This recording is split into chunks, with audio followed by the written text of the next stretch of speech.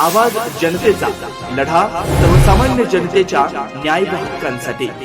जे आमच्या गावचे एक वैभव होतं, आता संभवत आमचे मोठे भाऊ गेले असं वाटते मला। आणि आजीदादा म्हणजे गावाचं फार आमचं एक मोठं वैभव गेले आहे। आणि आजीदादा मला एक अनुभव सांगायचं म्हणलं तर मी 1980-85 मध्ये आम्ही आमच्या शहरात मोठी बार आहे अण्णांची। आम्हाला सगळ्याला पोहायला शिकवायचे। त्याबरोबर आमच्या संग आजीदादा राहायचे। आजीदादाची तब्येत खूप बारीक होती, पण खूप पोहायला खूप घाबरायचे। अण्णा त्यांना लोटून द्यायचे त्याच्यामध्ये, तेव्हा अण्णा ते पोहायला शिकले। तिथं आजीदादा पोहायला शिकले। गावाला येत होते त्यावेळेस ते घडीत येत होतं, घडीत लगेच मांगडीत तर लगेच इकडे विहिरीवर पोहा। मला तर लहानपणापासून पाण्याची भीती, मी कधी त्यांच्या बरोबर गेलो नाही पोहण्यासाठी। तिकडून पोहून आले मांगडीतून, काही इकडे लगेच घोडेबाबा बरोबर राहायचे, काही इकडे महादेवाच्या मंदिरापासल्या बारवेत। आणि मग कंची खेळायचो आम्ही, गोट्या खेळायचो सावलीत, उन्हाचे दिवस राहायचे इथं गोट्या खेळायचे। त्याच्यावर पण सुद्धा तक्रारी व्हायच्या आमच्या, हळूहळू आम्ही निघून जायचो। मग अण्णा आले का अण्णा लगेच सगळा डाव मोडून टाकायचा आम्ही। अत्यंत दुर्दैवी ही घटना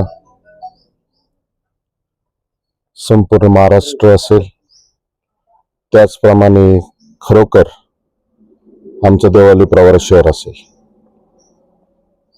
ह्या घटनेने अतिशय मोठं आमच्या गावचं मार्गदर्शन करणारं, त्याचप्रमाणे आमच्या गावाला जसे ते ज्या पदावर गेलेत, ज्या ठिकाणी त्यांनी मंत्रिपद असतील, उपमुख्यमंत्री पद असेल, या काळामध्ये आपल्या देवाली प्रवरा शहरासाठी त्यांनी भरीव अशी मदत केलेली।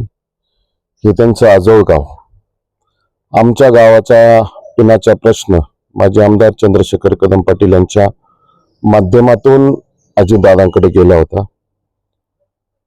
अजितदादांनी कुठल्याही प्रकारच्या देवाली प्रवरा शहराचे काम असतील त्यामध्ये ही योजना होती, इतरही योजना होती। कोणतंही काम असू द्या, कोणत्याही कामासाठी अजितदादांनी त्यांच्या आजोळच्या गावाला कधीच नाही म्हटलं नाही।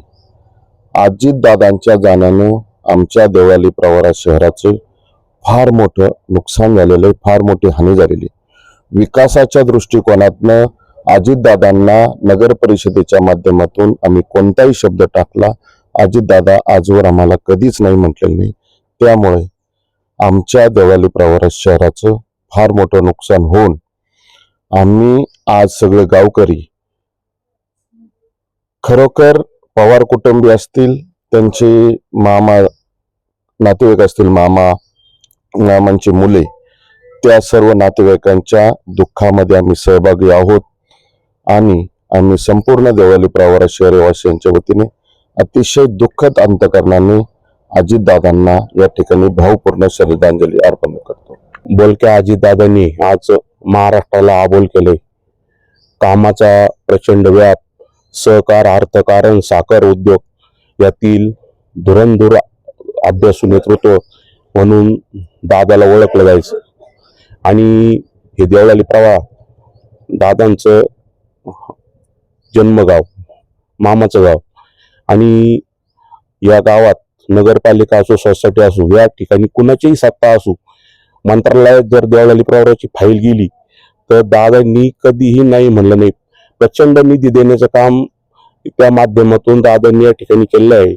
आणि अशा या महान अशा नेतृत्वाला खऱ्या अर्थाने खूप वाईट वाटतंय। आणि आज महाराष्ट्राने खूप मोठा नेता हरपलेला आहे। आणि आमच्या देवळाली प्रवरा गावावर खूप मोठं आभाळ कोसळलेलं आहे। ते कदम परिवाराचे जरी नातेवाईक असले तर या गावातील प्रत्येक आडनावाचा माणूस कुठेही काम आडलं तर आम्ही अजितदादाच्या मामाच्या गावचे आहोत म्हणून सांगायचा। आणि अशा या महान नेत्यास मी भावपूर्ण आदरांजली। सदैव जात दुःखे भरता, दोष ना कुणाचा, पराधीन आहे पुत्र मानवाचा। हे जरी त्रिकाल सत्य असलं तरी मनुष्य हा जन्माने नव्हे कर्माने महान होत असतो। आणि आमच्या देवळाली गावाचं आजोळ असलेले अजितदादा पवार आज आपल्यातून सगळ्यातून निघून गेलेले आहे.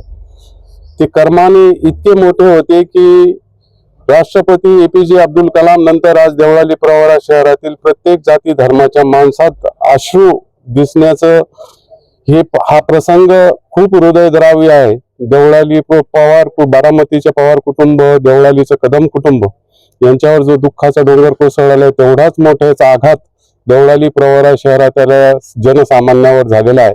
दादांच्या जाण्याने देवळाली प्रवरा शहराची अपरिमित हानी झालेली आहे. मी देवळाली प्रवरा शहरातील सर्व धर्मियांच्या वतीने त्यांना भावपूर्ण आदरांजली अर्पण करतो. नवनवीन घडामोडी आणि सत्य बातमी पाहण्यासाठी आजच आमच्या YouTube चॅनलला सबस्क्राईब करा, शेअर करा आणि लाईक नक्की करा.